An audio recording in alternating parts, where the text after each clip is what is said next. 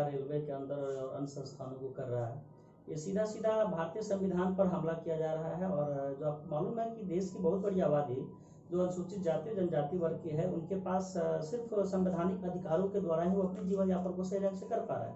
जैसा कि आपको मालूम है कि भारतीय संविधान में उनके लिए कुछ एक्स्ट्रा जो एक प्रोविजन रखा गया है आरक्षण का, वो कहीं ना कहीं निजीकरण के कारण आज समाप्त हो रहा है। और निजीकरण में देश का घाटा है। देश के नौजवानों को जो योग्यता है उसके अनुसार नौकरियां नहीं मिल पाएगी, बहुत कम छोटी सैलरी पर कारपोरेट घराना के द्वारा रखा जाएगा, उनकी लाइफ सिक्योर्ड नहीं होगा, जिसके कारण वो मानसिक तनाव में रहेगा और संपूर्ण रूप से देश का और रेल का और विभिन्न सरकारी संस्थानों का विकास संभव नहीं हो पाएगा। इसीलिए हम रेल का निजीकरण का बहुत ही मजबूती और पूरा जोर विरोध कर रहे हैं। एसोसिएशन किस प्रकार से आप ये निजीकरण का विरोध कर रही है? देखिए, 24 सितंबर को पूना पैक्ट दिवस के अवसर पर all India SC/ST railway employees association केंद्रीय कमेटी के आह्वान पर माननीय श्री आदरणीय राष्ट्रीय अध्यक्ष श्री BL बैरवा साहब एवं माननीय राष्ट्रीय महामंत्री श्री अशोक कुमार साहब के आह्वान पर पूरे भारतवर्ष में सभी रेलवे जोनल पर, मंडल पर, उत्पादन इकाई पर भोजनावकाश के समय विरोध प्रदर्शन किया जाएगा। और निजीकरण के खिलाफ हम लोग एक चैनल के माध्यम से जहां जहां जिस स्थान पर प्रदर्शन होगा वहां पर हम लोग मेमोरेंडम सौंपेंगे। हमारा 8 सूत्री मांग है, उस 8 सूत्री मांग के माध्यम से हम भारत सरकार के माननीय प्रधानमंत्री साहब को यह अवगत कराएंगे कि आप निजीकरण तत्काल प्रभाव से बंद करें। और निजीकरण देश हित में नहीं है। इसीलिए जो एक देश की जो विकास की गति है, एक बहुत बड़ा जो एक नेटवर्क है, आप उसको एक निजी हाथों में ना दें, आप अपने हाथों में रखें, ताकि इस देश की जो एक बहुत बड़ी आबादी, देश के अंदर होनहार नौजवान युवा पीढ़ी जो है, जो पढ़ लिख के रोजगार और एक सामाजिक सम्मान पाने की कोशिश करते हैं, वो नौकरी से मिलते हैं उन्हें, तो आप इन्हें निजीकरण ना करें। चूंकि मैं आपको बता दूं, ये पूना पैक्ट के अवसर पर रखा गया है। हमारा 2 ही मांग है कि जिस तरह से विश्व के 2 महाशक्तियों के बीच, ब्रह्मांड के 2 महाशक्तियों के बीच उस समय लड़ाई हुई थी। एक तरफ थे बाबा साहेब अम्बेडकर, तो दूसरे तरफ थे मोहनदास करमचंद गांधी। बाबा साहब ने अपने लिए कुछ मांग रखा था अनुसूचित जाति जनजाति वर्ग के लिए, जिसमें महात्मा गांधी ने विरोध किया और यवदा जेल में आमरण अनशन कर दिया, जिसके कारण पूरे भारत में बाबा साहब की विभिन्न प्रकार से विरुद्ध में रैलियां निकाली गई, पोस्टर जलाए गए, विरोध प्रदर्शन किया गया। तो बाबा साहब को झुकना पड़ा और बाबा साहब ने वहां पर एक मांग रखी कि आप जो हमारा एक जो पृथक निर्वाचन क्षेत्र है ये दे दो, अन्यथा हमारा जो एक कैटेगरी जो है, जो दवा कुचला कैटेगरी है, उसको प्रतिनिधित्व देने का काम करो। तो उस पीरियड में क्या हुआ कि बाबा साहब को जाके समझौता करना पड़ा और आरक्षण की जो बात रही, तो आरक्षण पर यह बात रखा गया, कहा ठीक है आप आरक्षण ले लीजिए, विभिन्न सरकारी इकाइयों में, नौकरियों में, पेशाओं में आप रखो, और निजीकरण की बात, पृथक निर्वाचन की बात अलग कर दिया गया। लेकिन आज आप देखिए, निजीकरण के माध्यम से जिस तरह से विभिन्न सरकारी संगठनों का, विभिन्न सरकारी संस्थानों का निजीकरण किया जा रहा है, इससे न केवल दलित समाज, पिछड़ा समाज, अनुसूचित जाति जनजाति एवं विभिन्न प्रकार के जो सामाजिक संरचना है, वहाँ के जो युवा हैं, कामगार है, मजदूर है, उन्हें उचित मुआवजा नहीं मिलेगा। यह सीधा सीधा भारतीय संविधान पर हमला किया गया है। निजीकरण से देखिए, हमारे लिए जो निजी सेक्टर है, निजी सेक्टर में हमारे लिए कोई आरक्षण का प्रावधान नहीं है, हम लोग गरीब हैं, हमारे पास पूंजी नहीं है, तो फिर से पुनः जो पूर्व काल से जाति व्यवस्था आधार पर जो काम होता था, वही काम पुनः सरकार दोहराना चाहती है। आप सपोज कर लीजिए, एक सफाई वाला है, अगर सरकारी नौकरी में आता है तो सफाई का काम करता है, उसकी अच्छी सैलरी मिलती है, जिससे वह परिवार पोषण का भरण पोषण करके वो अपने जीवन स्तर को ऊपर उठाता है। लेकिन वही निजीकरण में जाएगा तो उसको कॉन्ट्रैक्ट लेवल पर नौकरी मिलेगी, 2000, 4000, 5000, 6000 सैलरी मिलेगी, तो उस पर जीवन यापन करना बहुत मुश्किल हो जाएगा। तो कहीं ना कहीं निजीकरण एक बहुत बड़ा अभिशाप साबित होगा इस पूरे देश के लिए, जो एक बहुत बड़ी आबादी है उसके लिए। तो हम लोग निजीकरण का पूरा जोर इसीलिए विरोध कर रहे हैं। अन्यथा हमारे जो निजी क्षेत्र है जहाँ जहाँ, वहाँ पर हमारे लिए रिजर्वेशन की व्यवस्था की जाए, हमारे लोगों के लिए जो सी का पद है, वो मैनेजमेंटिंग डायरेक्टर का पद हो या विभिन्न प्रकार के जो उच्च स्तरीय पद है, वहाँ पर हमारे लिए सीट को रिजर्व किया जाए, और यह भी हमारी मांग है। आपके एसोसिएशन की क्या मांग है?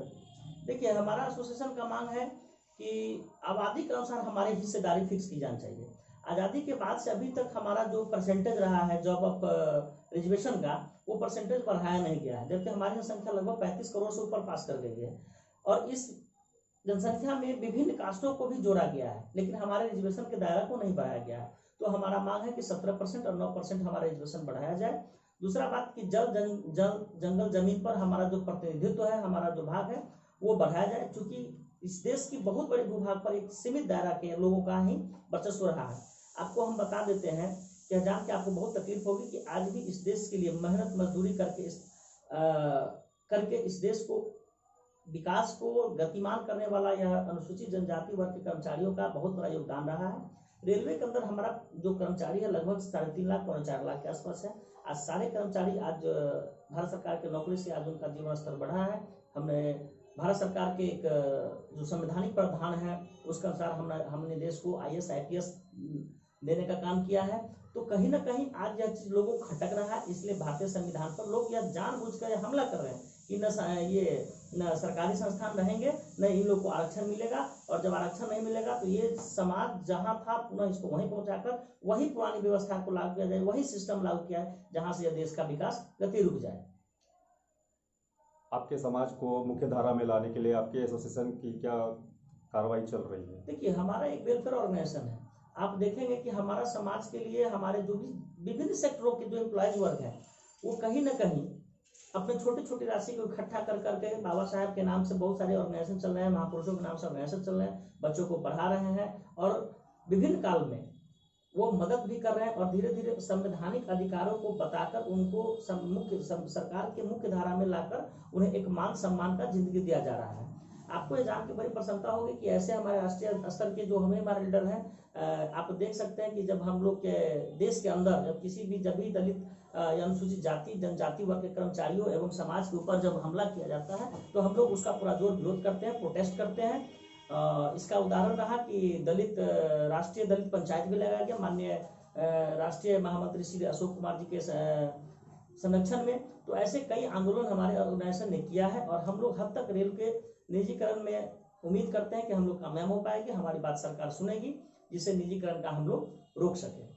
आपने आंदोलन के लिए 24 सितंबर का ही दिन क्यों चुना है? देखिए, ऐसा दिन ये है कि इस दिन दो महाशक्तियों के बीच लड़ाई हुई थी। मैंने आपको पूर्व में बताया था कि बाबा साहब अम्बेडकर और महात्मा गांधी जो दो विचारधारा के लोग थे। बाबा साहब चाहते थे कि किसी भी देश की आबादी जब तक मुख्य धारा में नहीं आएगी तब तक वो देश कभी विकास नहीं करेगा, लेकिन ठीक उसके विपरीत महात्मा गांधी जी का विचार था। उन्होंने हरिजन शब्द का नाम दिया, लेकिन बाबा साहब ने हरिजन शब्द को प्रतिबंधित कर उन्हें अनुसूचित जाति जनजाति वर्ग में संगठित करके एक देश की बहुत बड़ी आबादी को एक संगठित करके भारत के विकास के मुख्य धारा में उन्होंने जोड़ने का काम किया, जिससे आज देश सशक्त और मजबूत और निश्चित रूप से जो दलित पिछड़ा है, जो गरीब गुरबा है, वो आगे बढ़ने का काम किया है।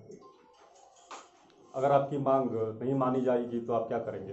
देखिए, हमारी मांग अगर नहीं मानी जाएगी तो राष्ट्रीय कमेटी के आदेशानुसार हम लोग पूरा चरणबद्ध तरीके से आंदोलन करेंगे, और हमारे नेशनल जो कमेटी है, राष्ट्रीय जो अनुसूचित जाति जनजाति वर्ग के जो हमारा एसोसिएशन है, रेलवे एम्प्लॉयज एसोसिएशन है, उसके माननीय राष्ट्रीय अध्यक्ष और राष्ट्रीय महामंत्री जी के कुशल नेतृत्व में एक बहुत बड़ी आंदोलन की तैयारी भी चलेगी। हम लोग अपनी संवाद को रखेंगे कि सर, इस संवैधानिक अधिकार को प्राप्त करने के लिए आप एक बहुत बड़ा आंदोलन खड़ा करें, जिसमें पूरे देश के वर्ग के लोगों को, और इस आंदोलन को सफल बनाने के लिए हम लोग को गांव-गांव में नौजवानों को, यूथ को बताना पड़ेगा कि निजीकरण से सिर्फ सरकारी कर्मचारियों को नुकसान नहीं है, बल्कि आम कर्मचारियों को, आम देश के नागरिकों को नुकसान है।